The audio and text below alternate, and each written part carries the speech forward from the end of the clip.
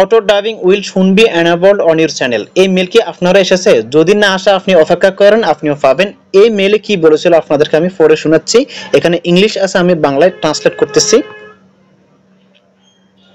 আপনার চ্যানেলে শীঘ্রই অটো ডাবিং সক্ষম করা হবে।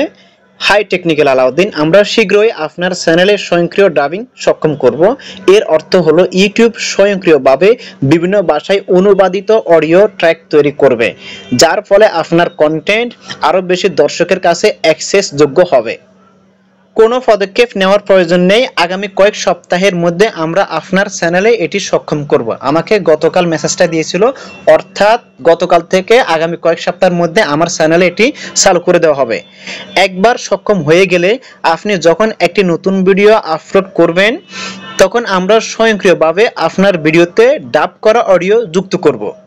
সময়ের সাথে সাথে আমরা পূর্বে প্রকাশিত ভিডিওগুলো ডাব করতে পারি। কিছু ক্ষেত্রে আমরা ডাব করা অডিও তৈরি করতে অক্ষম হতে পারি। আপনি ইউটিউব স্টুডিওতে ডাব করা অডিওর স্থিতি দেখতে সক্ষম হবেন।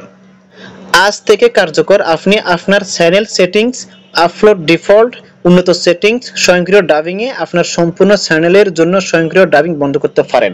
আপনি চাইলে এটা বন্ধ করতে পারবেন, আবার চালু করতে পারবেন। আপনার চ্যানেলে অটো ডাবিং চালু হয়ে গেলে নতুন ভিডিও আপলোড করার সময় আপনার কাছে সেই ভিডিওর জন্য অটো ডাবিং বন্ধ করার বিকল্প থাকবে। অটো ডাবিং কিভাবে পরিচালনা করবেন, প্রকাশের আগে ডাব পর্যালোচনা কিভাবে করবেন এবং বর্তমানে কোন ভাষাগুলি সমর্থিত তা সহ আরও জানতে নিচের লিঙ্কটি দেখুন। আমরা যদি আরও জানুন এটাতে ক্লিক করে দিই, তাহলে আপনি অটোমেটিক ডাবিং এটার সম্পর্কে এখানে আরও বিস্তারিত জানতে পারবেন। আপনার মোবাইলে যদি এই মেলটা না আসে, আপনি জিমেল অ্যাপ্লিকেশনটা যদি আপডেট চাই আপডেট করে দিবেন। এরপর আপনি গুগল ক্রোমটাও আপডেট করে নেবেন। এরপর আপনি গুগল ক্রোমে চলে আসবেন। গুগল ক্রোমে এসে আপনি ক্রিয়েটর স্টুডিওতে লগ ইন করে নেবেন। ক্রিয়েটর স্টুডিওতে লগ ইন করার পর আপনি জুম করবেন। জুম করার পর আপনি নিচের দিকে এখানে বাম পাশে পাবেন সেটিংস, আপনি সেটিংসে ক্লিক করে দিবেন। এখন এখান থেকে আপলোড ডিফল্টস এটাতে ক্লিক করে দিবেন।